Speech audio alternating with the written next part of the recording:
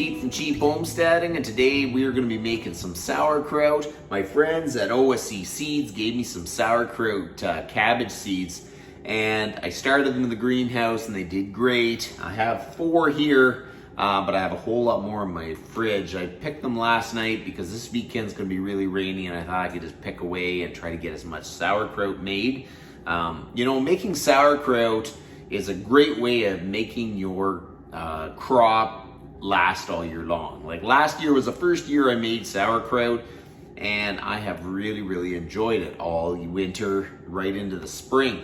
And on top of it, fermented foods is super healthy for you, and you know, like, it really promotes gut health. It's got a lot of good benefits to it. So I'm really a big fan of sauerkraut now, so that's what we're gonna do today. We're gonna make some sauerkraut, and I'm just gonna bring you along, so let's go. So we're gonna give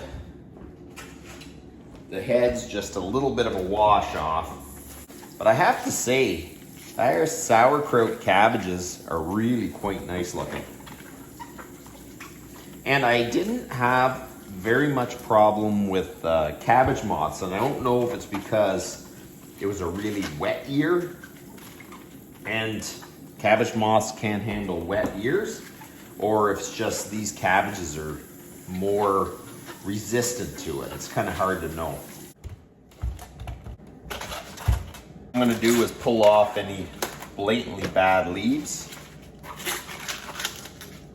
The first thing we're gonna do, I'm just gonna cut the stem off.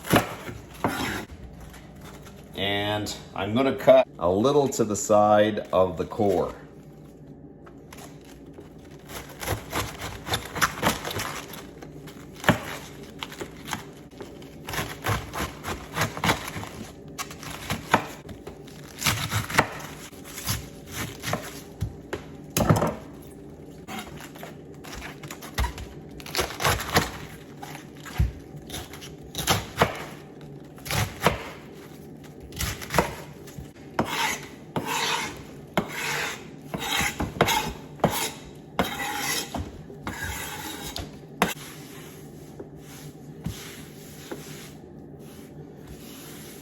So the cabbage is cut up, we got all the bad leaves off it, we kind of cleaned it all up. Now we got to chop it, do it nice and fine. It's gonna be maybe a little bit coarser than coleslaw, but you don't want big chunks. You want the salt to be able to act at it. It's amazing that salt kills off most bad things, but it doesn't seem to kill off the stuff that's good and actually preserves the food. So it's kind of interesting how that works. And what is left in fermented food is really good for your gut health. You want to cut it across the grain.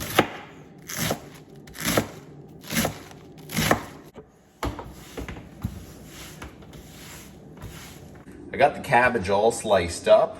So now it's time to weigh the cabbage. The reason you do that is because you need 2% salt for the amount of cabbage you have.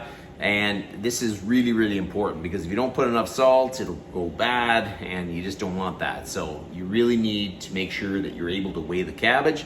If you have a scale like this, it'll work, but you're gonna have to do smaller bowls because you can't really read the amount on it, because this box will cover it right up. And I find having a bigger bin makes it a lot easier and a lot less work. So I have a bigger scale, so I put the bin up top, hit on, and it should set to 0, so it's not weighing the bin. Now we're gonna put cabbage in here. Enough that will fill the box, but not so much that we can't mix it.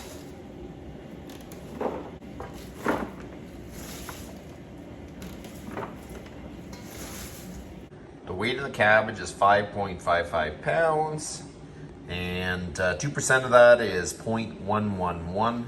I didn't do the math in my head. I used Google. I'm sorry, you know, it is what it is. So now we are going to measure out the salt.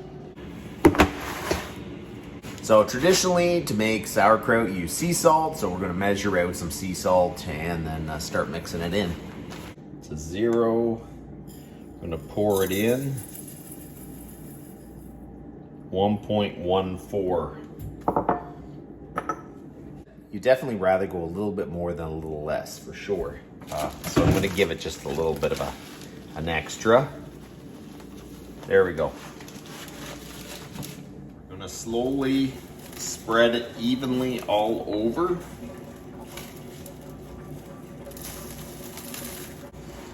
And now you're just gonna mix it in. You kind of have to get really tough with it. Really squeeze it. You want to get it fully mixed. You don't want salt lying on the bottom and not mixed in with your cabbage. So now we are going to start filling up the jars. You don't want to fill them up too much before you start pounding down. So you put some in, then you push.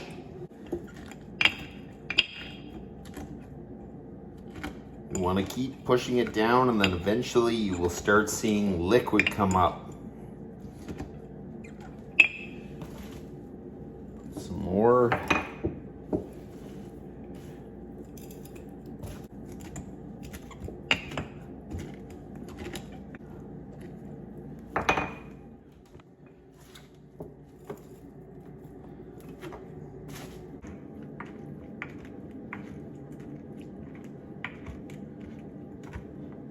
So now you got the cabbage in the jar. You need to hold down the cabbage so it won't come to the surface. If it comes to the surface, it goes bad.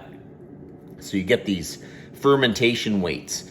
You can get them pretty cheap on Amazon. I bought a whole bunch of them last year. So you get the fermentation weight. I wish it didn't have the handle there, but what I do is I just put it upside down and I just shove, and you can see the liquid would be there. So I get the lid, I put it on, and I don't tighten it down. I just gently close it. The reason for that is these things actually ferment. So the gas that comes off it needs to escape the jar. If you tighten them right down hard, it would end up, I don't know if it would blow the jar, but probably blow the lid off it. We don't want that. So let's fill up the next one. We got all the sauerkraut done. It's truly amazing how that big bowl of cabbage can condense into 4 jars. It really is when you pack it in there. So basically what you're gonna do is you're gonna put it in a pan, because if you don't put it in a pan, when it ferments, it kind of just slowly goes over the edge, and then next thing you know, you make a big mess on your floor or your counter. So I put it on a pan, tighten them, but not too tight.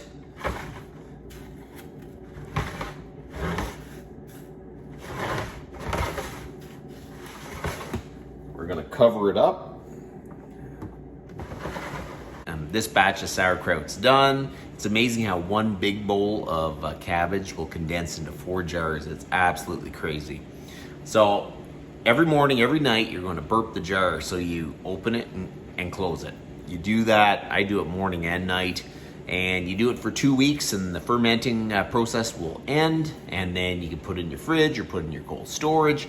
I tend to put it in the fridge downstairs because I don't want to continue to ferment. You can put it in the cold storage and it'll slowly ferment like all winter long. Even in the fridge, it gets stronger. Like I'm still eating last year's sauerkraut, and it gets more tangy for sure.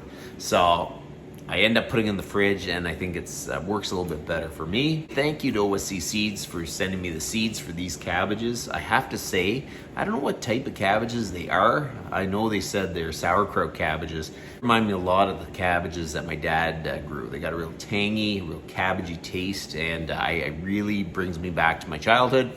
At the time, I didn't appreciate cabbage, but now I kind of do it a lot more. So there you go. The first go of cabbage is done, and you guys have a good one.